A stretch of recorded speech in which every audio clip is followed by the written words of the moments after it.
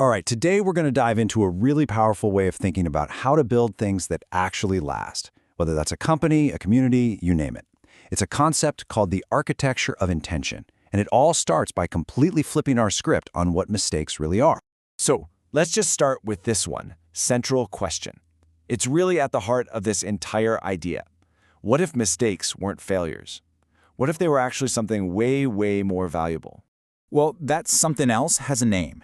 The source material calls it early-stage intelligence. It's this idea that every little mistake, every point of friction, it's not a dead end, no way. It's actually a piece of incredibly valuable data that is showing you exactly what needs to be fixed or made stronger. So let's really dig into this new way of looking at failure. And listen, this isn't just some feel-good slogan to make us feel better about messing up. It's a real strategic framework for using that friction to build systems that are more resilient and, frankly, just work better. And this slide, this is the fundamental shift in perspective. You know, traditionally, we treat a mistake like a stigma, right? Something to be ashamed of. And what does that do? It makes us defensive, it makes us want to hide the problem. But when you reframe that mistake as a signal, it just becomes information. Pure data that tells you, hey, here's a weak spot, let's go make it stronger. And this isn't just theory, It has real, measurable results. When teams and organizations actually adopt this mindset, you see defensiveness just plummet. People get so much more clarity on what the real problems are, and because of that, they can iterate and improve way faster. And maybe most importantly, it gets everyone pulling in the same direction. Okay, so we're on board. Mistakes are signals. Great. Now what? How do we actually act on them? Well, this brings us to the core mechanic of the whole framework. It all starts by changing the very questions we ask when something goes wrong. And here's the key difference. Reflection, well, it gets you stuck in the past. It asks what went wrong, which, let's be honest, usually just leads to blame games and endless analysis. But design is all about the future.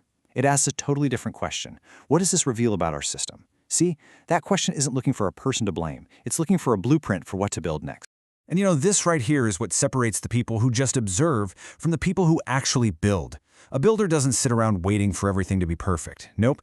They have a disciplined, methodical process for turning errors directly into assets. So let's take a look at their playbook.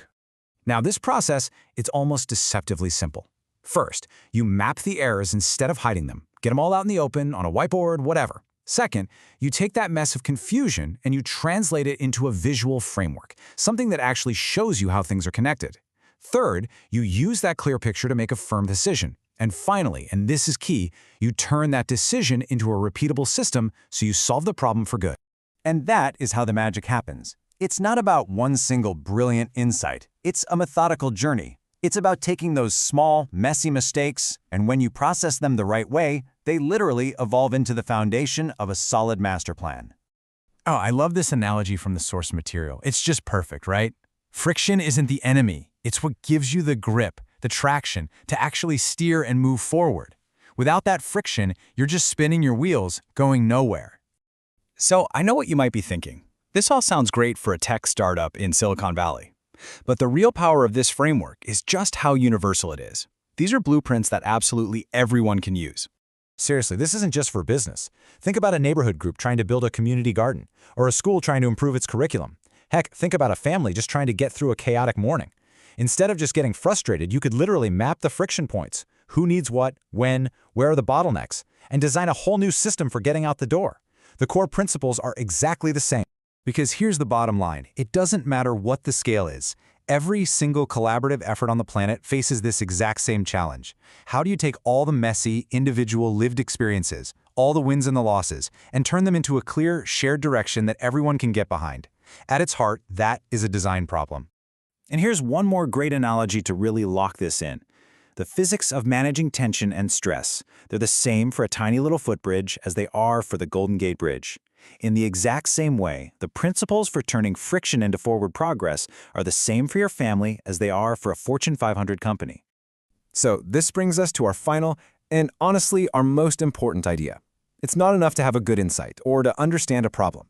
If you want to make a real, lasting change, you have to build with intention. Just let that sink in for a second. Insight alone does not change systems. Infrastructure does. A great idea? That's just the starting line. Real change only happens when you build the infrastructure, the systems, the processes, the rules of the game that actually support that idea and keep it going over time. And this really is the ultimate takeaway. Success isn't about avoiding mistakes. It's not about appearing perfect. The future belongs to the builders. It belongs to the ones who are willing to learn openly from all that friction, to design a clear path forward, and then to methodically, intentionally build it into reality. So I'll leave you with this question, and it's not just a theoretical one. If you truly want to stop just observing change and actually start building it in your job, in your community, in your own life, what is the first thing you are going to build with intention?